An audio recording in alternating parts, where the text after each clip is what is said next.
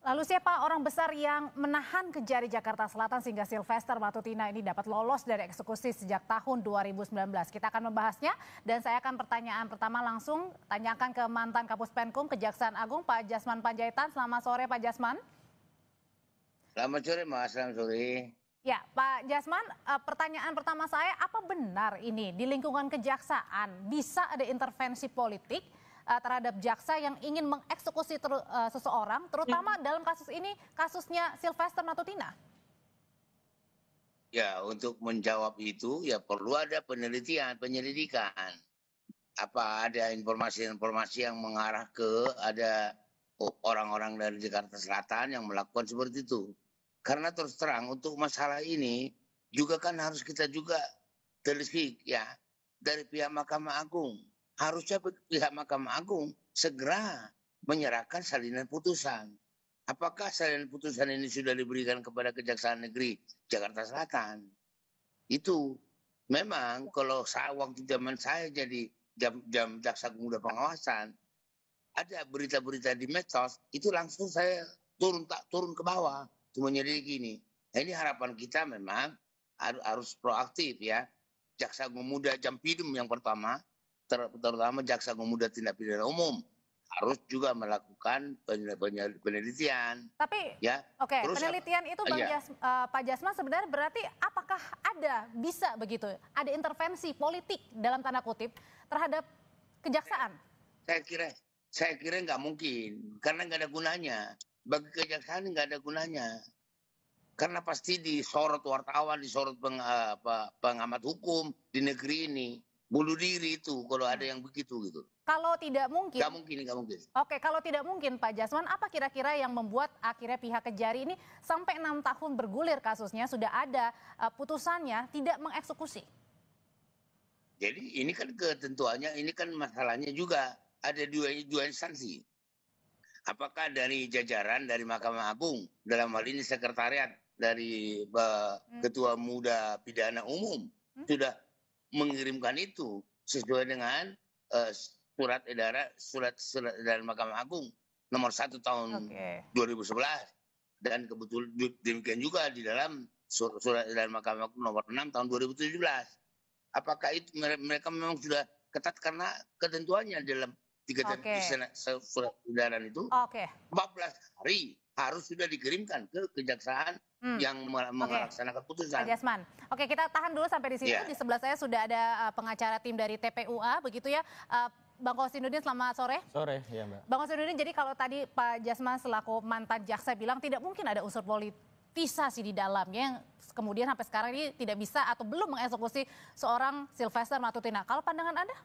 Ya, sebenarnya kita harus bagi pada dua klaster ya. Klaster pertama tentang secara faktual ini putusan belum dijalankan. Ini yang harus segera dijalankan agar apa?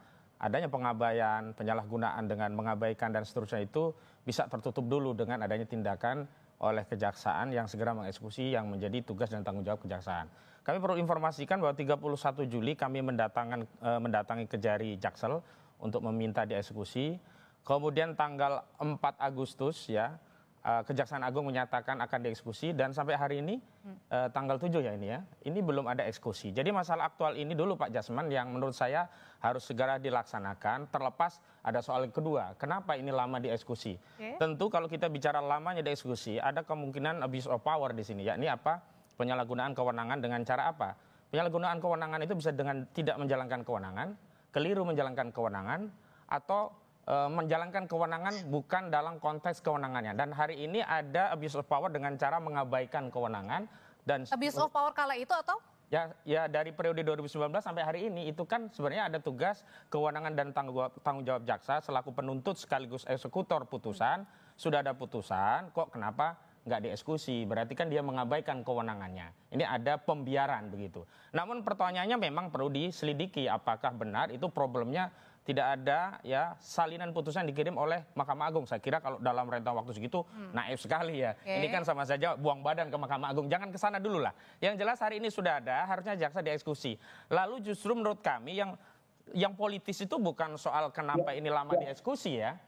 Yang politis itu juga soal kenapa putusan ini tidak segera dieksekusi, tiba-tiba muncul permintaan untuk mengajukan amnesti Oke. begitu. Padahal amnesti tadi seperti di pengantar dikatakan Gus Dur. Kebetulan Gus Dur juga klien saya. Gus Dur itu mendapat amnesti setelah menjalani Oke. hukuman, bahkan sudah keluar dengan PB. Oke. Lah ini Jadi sehari nggak berlandasan pun ya? Ya Sylvester ini belum masuk kok Oke. sudah bicara tentang pengampunan dari presiden. Oke. Begitu loh. Ini kan aneh politis sekali begitu. Kita tanyain kalau gitu ke Ketua Umum Pradi Bersatu ada Bang Zefri Jin, tapi sebelum sampai ke sana saya mau bertanya lagi. Jadi sebenarnya apakah ini seperti tadi dibilang Pak Bang Kozinudin begitu Pak Jasman, kalau misalnya ini jangan menyalahkan kepada MA-nya. Belum ada salinan putusan ya? Nah, yang jelas saya dalam hal ini tidak menyalahkan siapa-siapa. Kita kan hanya menyelidiki. Ini letak kesalahan ada di mana, kan itu. Tapi sepengetahuan saya, pengalaman saya juga, baik waktu saya masih di Kejaksaan Negeri maupun setelah di tingkat selanjutnya, itu putusan itu harus ada. Apa yang mau dilaksanakan oleh jaksa kalau salinannya nggak ada? Itu yang saya katakan tadi. Saya tidak mau menyalahkan siapa-siapa. Di mana letak permasalahannya sehingga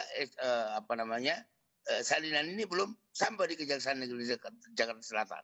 Kalau ini nanti memang ada kelalaian di Kejaksaan Negeri Jakarta Selatan selaku pihak eksekutor, ya itu pasti ditindak, pasti. Saya jamin Jamwas akan bertindak.